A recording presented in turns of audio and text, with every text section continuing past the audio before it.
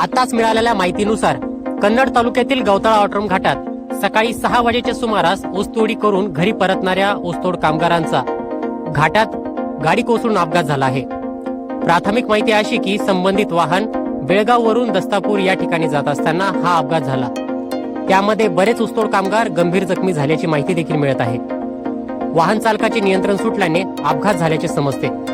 गवताळा ऑटोड्रम घाटाची दुरावस्था दिवसेंदिवस वाढत असल्याने या ठिकाणी अपघाताचे प्रमाण देखील वाढत आहे।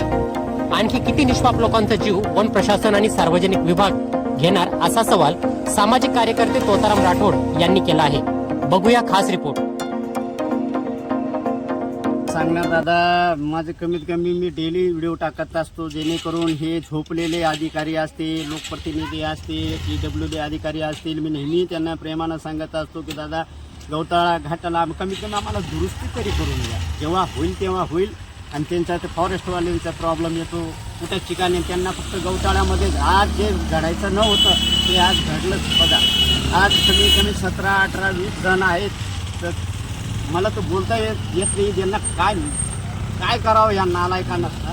समजावायला पाहिजे यार, लहान लहान लेकरं डायरेक्ट गाडी खाली गेलेली आहे, त्याच्यात ऊसतोडीवरून आले ते बिचारे, अचानकपणे ते खड्ड्याला टर्न मारत असताना डायरेक्ट गाडी खाली गेली आणि कमीत कमी 200-300 फूट खाली गेलेली आहे। तर मी विनंती करतो प्रशासनाला की आपण लवकरात लवकर गवताळा घाटाला दुरुस्ती करा। या संदर्भात तुम्ही नेहमी रील्सद्वारे व्हिडिओद्वारे तुम्ही प्रशासनाला आणि इथलच्या राजकारणी लोकांना सूचना देत असतात की या रस्त्याच्या दुरुस्तीसाठी कोणीतरी उपाययोजना कराव्या। या संदर्भात कोणाही काही उपाययोजना केल्यात का? काही नाही, फक्त ह्या कानातून ऐकतात, ह्या कानातून सोडून देतात। मी नेहमी सांगत असतो प्रशासनाला ते वरच्या वर आहे, पण तुमच्या हातात आहे ना। आता समजा चालूचे आमदार असतील, आमदार साहेबांना पण मी फोन केला 2-3 वेळेस, काही उचलत नाही। आणि त्यांना सांगून थकलो, कमीत कमी तुम्ही एक फोन PWD अधिकारी यांना सांगा, लगेच तात्काळ ते दुरुस्ती करून देतील, जेणेकरून असं अपघात होणार नाही। तर मी अजून विनंती करतो की आपण लवकरात लवकर गवताळा घाटाचा काम करावा, जेणेकरून आम जनतेला त्रास होणार नाही।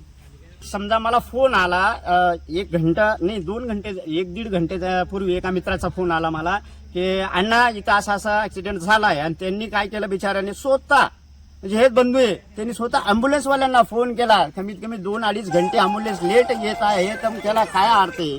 प्रशासनाला सांगून थकून गेलो, कुठलाच काही अँब्युलन्स नाही, कुठं ठिकाणच नाही राहिलंय। आता करा जे करायचंय, तुमच्या मनमानी कारभारीने ऍक्सिडेंट झालाय, याच्या पुढे होऊ नये एवढी विनंती करतो मी। जर तत्काळ आता प्रशासनाने या गोष्टीची दखल नाही घेतली आणि हा रस्ता जर नाही बनवला तर तुमची भूमिका काय असणार? याच्या पुढे मी आतापर्यंत प्रेमाने घेतलेले साहेब, तुम्हाला सांगतो नेमकं मी मला गावकऱ्याचा फोन येत आहे, की अण्णा तुम्ही सांगा। आणि आता सांगायची गरज नाही, प्रत्येक गावकऱ्यांना सांगणार आहे, साहेबान असेल, वडगाव जाधव असेल, नागचे असतील, आता आंदोलन करणार म्हणजे करणारच, जे होईल ते बघायचं। मग आता यांचं किती राजकारणी करायचं करू द्या, आम जनतेशी खेळता राव। हे आज ऍक्सिडेंट झाला, लहान लहान लेकरं दाबले गेले त्या ट्रकच्या खाली।